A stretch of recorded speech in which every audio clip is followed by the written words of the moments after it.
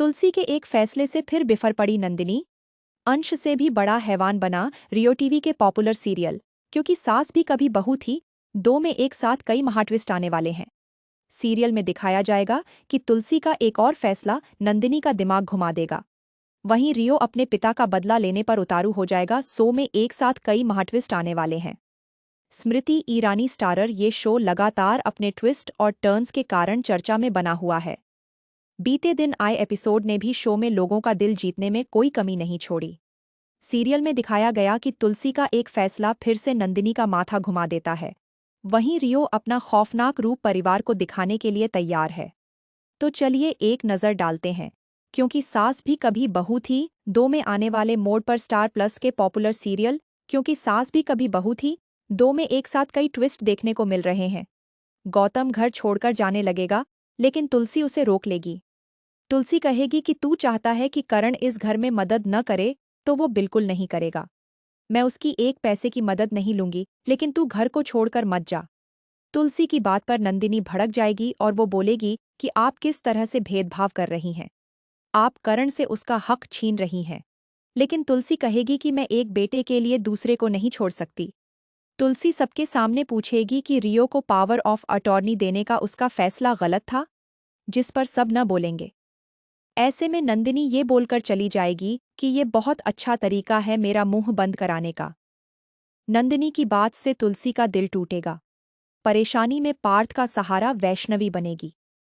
पार्थ वैष्णवी के सामने कहेगा कि उसकी माँ को कोई समझ नहीं रहा है। लेकिन वैष्णवी उसे समझाएगी कि अक्सर हम गुस्से में चीज़ें देखना बंद कर देते हैं। जैसे हम दोनों के बीच गलत फहमी हो गई थी वैसे ही बा और काकी के बीच हो गई है।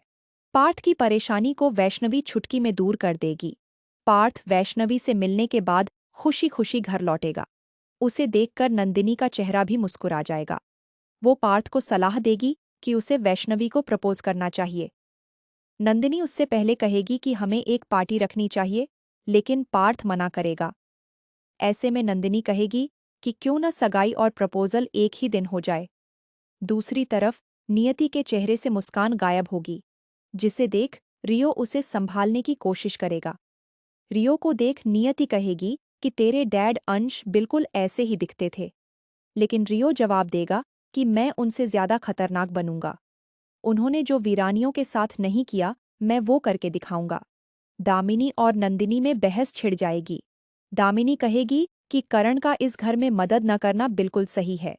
वो कहेगी कि गौतम चाहता है कि हमारा परिवार किसी पर निर्भर न रहे और हम सच में किसी का एहसान नहीं लेना चाहते। इस पर नंदिनी कहेगी कि इसमें एहसान की बात कहाँ से आ गई। करण ने एक बेटे के नाते ये सब चीज़ें की हैं।